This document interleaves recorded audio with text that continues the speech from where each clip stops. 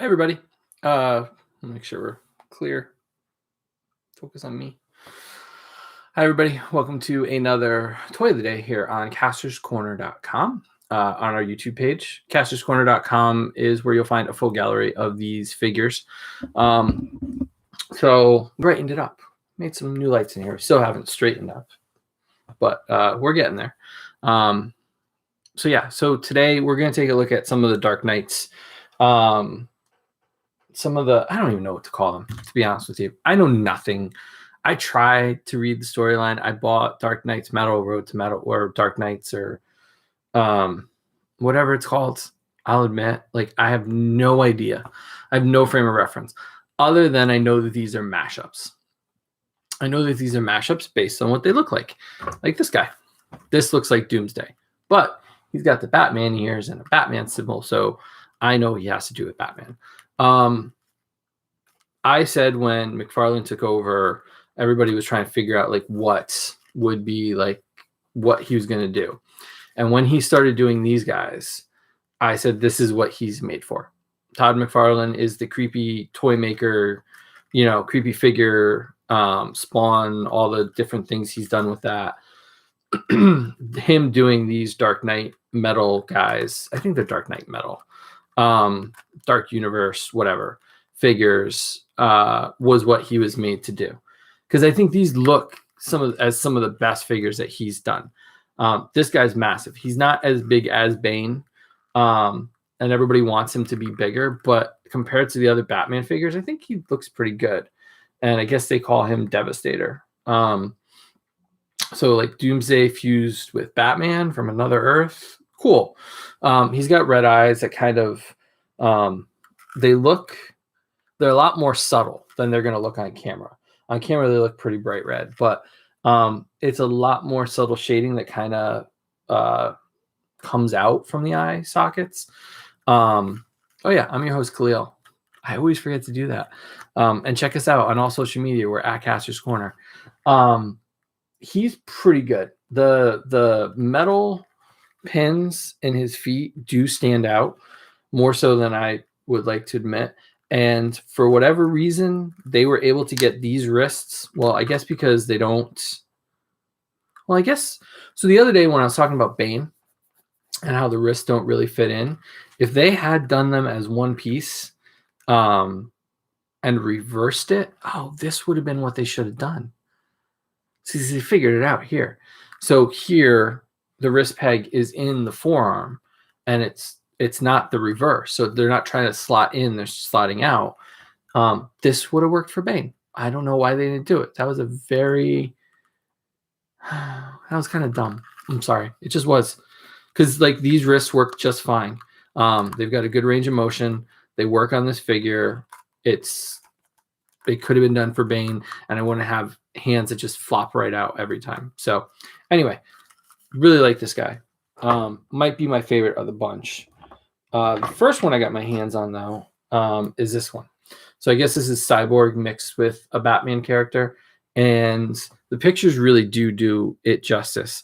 The contouring on the face really, really do a good job of making it look like Batman's in a machine. And I forgot one of his parts. See if I can find it in the box. There it is. So they all come with stands. One of them comes with a flight stand, which is appropriate. He comes with his tentacle hands, so you can swap that out. And he looks like he's going to go into a machine. And I guess he's nicknamed Murder Machine, I guess.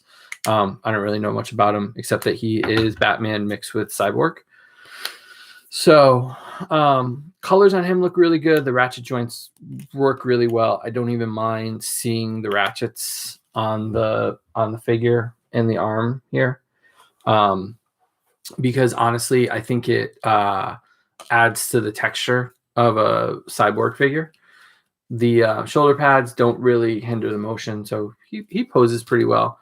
I don't think you really need to pose him that well. Double knees, double elbows. You can do a matrix stand with him, or he's going to pose and do yoga. They're pretty well balanced for all the figures. I think I can get him to stand like this if I pose him right. Yeah, he does. Maybe not. Dawnbreaker, I think is what you call this one. Yeah, I'm showing my lack of comic book knowledge. So clearly Green Lantern mixed with Batman. Probably should have done more research, but that's okay. So I love Green Lanterns. So this was a must-have for me. He comes with a bat construct, which is translucent, which is really cool. Fits on his hand and goes up his arm. So that's another really cool thing about it. So there you go. So, I mean, he looks really cool. He comes with a flight stand. So, like, overall, really nice, really cool.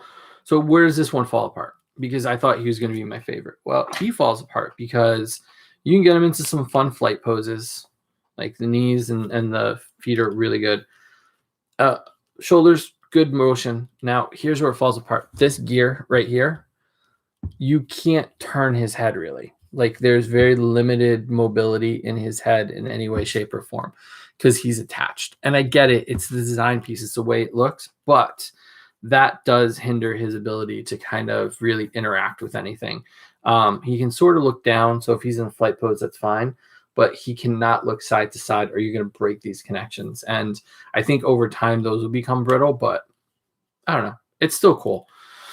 The color scheme, the Green Lantern's color scheme really, really cements it for me. So I like him. I think he's Devastator's best, but he might come in second. And finally, we've got the Drowned. Again, unfortunately, her skirt actually doesn't limit her movement, which is nice. So you get a decent amount of movement with this figure. Yeah, I'm not afraid to break them. So my friends always cringe when I do this.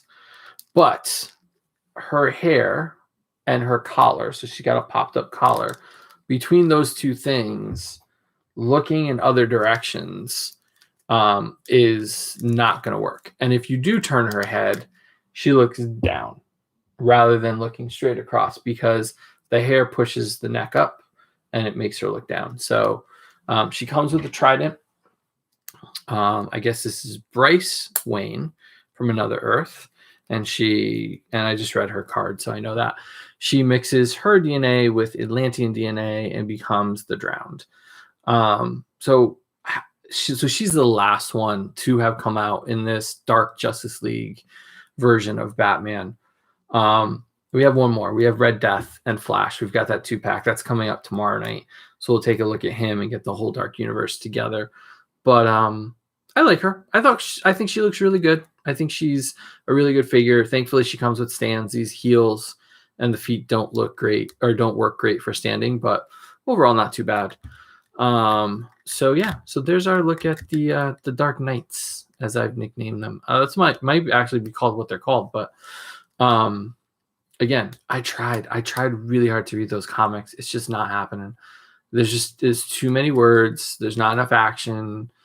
Storyline, I'm just like, I'm done. Like, get to the point, in all honesty. But this is what McFarlane needed to do with the DC license, is to do these fun, creepy, weird figures that have never been done before or attempted. And with no more DC collectibles to make figures like this or make figures 2 years after the storyline, I'm glad to see McFarlane step up and give us the whole team within, I don't know, 6 to 8 months total. So it's nice to have like this, be able to button up and go away. Same thing with the Last Night on Earth. Same thing with White Knight. Like, it's nice to have these little encapsulated, what would have been DC collectibles lines that would have like created this universe, closed it off, done with it, and then moved on to another thing. It's really nice to see him do that and really embrace the creepiness and monster factor of all these characters. Because the work on her face, like all the scarring and stuff, even though it's very tiny, I don't know if you'll get a good look at it here. It's just, I don't know, it's perfect. So yeah, so tomorrow we'll take a look at Flash and Red Death. We'll wrap up our Dark Universe. We'll put these McFarlanes away and we'll move on. So I'm really excited about that. We've got some fun stuff coming up this week. Barring finding anything fun, If you're at this point, 10 minutes in, and you're still here, we're going to take a look at Red Death. We've got some G.I. Joe. We've got some Fortnite on deck. We've got the Batman medal and his bike. Got some Jurassic Park, some Toy Box, some Spin Master. We got a lot to talk about this week. So photos are done, 90% done. I still have to do the Toy Box photos. But yeah, so thank you guys for watching. Hope you guys enjoyed. Come back tomorrow, see the last one of the Dark Knights, and help us usher in week 11. I think we're 71. So yeah, week 11. We're really excited about that. Thanks for watching, guys, and we'll see you tomorrow.